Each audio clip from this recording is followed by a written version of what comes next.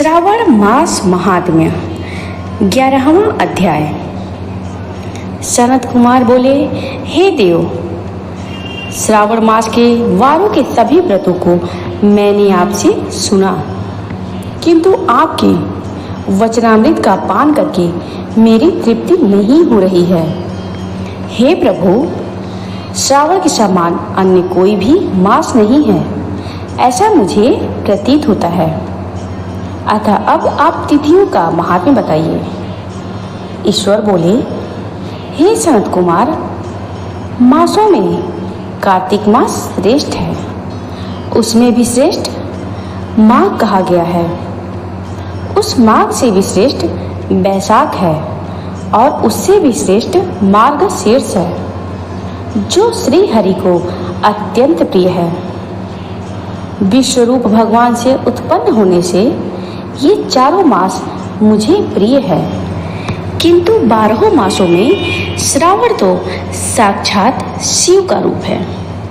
हे सनत कुमार, श्रावण मास में सभी तिथियां व्रतयुक्त हैं, फिर भी मैं उनमें प्रधान रूप से कुछ उत्तम तिथियों को आपको बता रहा हूँ।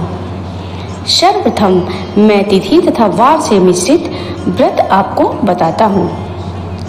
श्रावण मास में जब प्रतिपदा तिथि में सोमवार हो तो उस महीने में 5 सोमवार पड़ते हैं। उस श्रावण मास में मनुष्यों को रोटक नामक व्रत करना चाहिए। यह रोटक नामक व्रत 3.5 महीने का भी होता है। यह लक्ष्मी की वृद्धि करने वाला तथा सभी मनोरथों की सिद्धि करने वाला है। हे मुने, मैं उसका विधान बताऊंगा, आप सावधान होकर सुनिए। श्रावण मास के शुक्ल पक्ष में प्रतिपदा तिथि को जब सोमवार हो, तब विद्वान प्रातः काल यह संकल्प करें, मैं आज से आरंभ करके रोटक व्रत करूंगा। हे सुरश्रेष्ठ, हे जगतगुरु, मुझ पर कृपा कीजिए। तदंतर अखंडित बिल्वपत्रों, नीलोत्पल, कमल पुष्पों, कल्हार पुष्पों, चंपा तथा मालती के पुष्पों, कविंद पुष्पों, आग के पुष्पों, उस ऋतु तथा काल में होने वाले नानाविध अन्य सुंदर पुष्पों, धूप दीप, नैवेद्य तथा नाना प्रकार के फलों से शूलधारी महादेव की प्रतिदिन पूजा करनी चाहिए। विशेष रूप से रोटकों का प्रधान नैवेद्य अर्पित करना चाहिए। पुरुष के आहार प्रमाण के समान 5 रोटक बनाने चाहिए। व्यक्ति को चाहिए कि उनमें से 2 रोटक ब्राह्मण को दे, 2 रोटक का स्वयं भोजन करें और 1 रोटक देवता को नैवेद्य रूप में अर्पित करें। व्रत वाले व्यक्ति को चाहिए कि शेष पूजा करने के अनंतर अर्घ्य प्रदान करें। केला का फल, नारियल, जंबीरी नींबू, बीजपूरक, खजूर, ककड़ी, दाग, नारंगी, मातुलिंग, बिजौरा नींबू, अखरोट, अनार तथा अन्य और भी जो ऋतु में होने वाले फल हों, वे सब अर्घदान में प्रशस्त है। उस अर्घदान का फल सुनिए। 7 समुद्र सहित पृथ्वी का दान करके मनुष्य जो फल प्राप्त करता है, वही फल विधान पूर्वक इस व्रत को करके वह पा जाता है। विपुल धन की इच्छा रखने वालों को यह व्रत 5 वर्ष तक करना चाहिए। इसके बाद रोटक नामक व्रत का उद्यापन करना चाहिए। उद्यापन कृत्य के लिए सोने तथा चांदी के 2 रोटक बनाए। प्रथम दिन अधिवासन करके प्रातः काल शिव मंत्र के द्वारा घृत तथा उत्तम बेलपत्रों से हवन करें। हे तात, इस विधि से व्रत के संपन्न किए जाने पर मनुष्य सभी वांछित फलों को प्राप्त कर लेता है। हे सनत कुमार, अब मैं द्वितीया के शुभ व्रत का वर्णन करूंगा, जिसे श्रद्धा पूर्वक करके मनुष्य लक्ष्मीवान तथा पुत्रवान हो जाता है। औदुंबर नामक यह व्रत पाप का नाश करने वाला है। शुभ सावन का महीना आने पर द्वितीया तिथि को प्रातः काल संकल्प करके व्यक्ति को विधि पूर्वक व्रत करना चाहिए।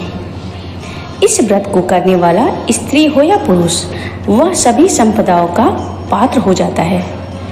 इस व्रत में प्रत्यक्ष गुल्लर के वृक्ष की पूजा करनी चाहिए, किंतु उसके गुल्लर वृक्ष न मिलने पर भीत पर वृक्ष का आकार बनाकर इन 4 नामत्रों से उनकी पूजा करनी चाहिए। हे औदुंबर, आपको नमस्कार है। हे हेमपुष्पक, आपको नमस्कार है। जंतु सहित फल से युक्त तथा रक्त अंडतुल्य फल वाले आपको नमस्कार है। इसके अधिदेवता शिव तथा शुक्र की भी पूजा गुलर के वृक्ष में करनी चाहिए। इसके 33 फल लेकर 3 बराबर भाग करें। उनमें से 11 फल ब्राह्मण को प्रदान करें, उतने ही 11 देवता को अर्पण करें और उतने ही स्वयं भोजन करें। उस दिन अन्न का आहार नहीं करना चाहिए।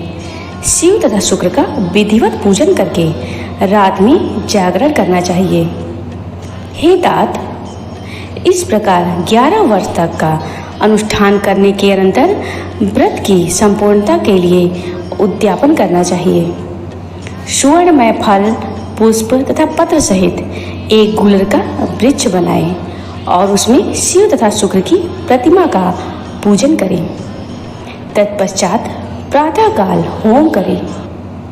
गुलर के शुभ, कोमल तथा छोटे छोटे 108 फलों से तथा गुलर की समिधाओं से तिल तथा घृत सहित होम करें। इस प्रकार होम कृत्य समाप्त करके आचार्य की पूजा करें। अपने सामर्थ्य के अनुसार 100 अन्यथा 10 ब्राह्मणों को ही भोजन कराएं। हे वत्स, इस प्रकार व्रत किए जाने पर जो फल होता है उसे सुनिए। जिस प्रकार एक गुलर का वृक्ष बहुत जंतु युक्त फलों वाला होता है, उसी प्रकार व्रतकर्ता भी अनेक पुत्रों वाला होता है और उसके वंश की वृद्धि होती है। वह व्रत करने वाला सुवर्णमय पुष्पों से युक्त वृक्ष की भांति लक्ष्मीप्रद हो जाता है। हे सनत कुमार, आज तक मैंने किसी को भी यह व्रत नहीं बताया था।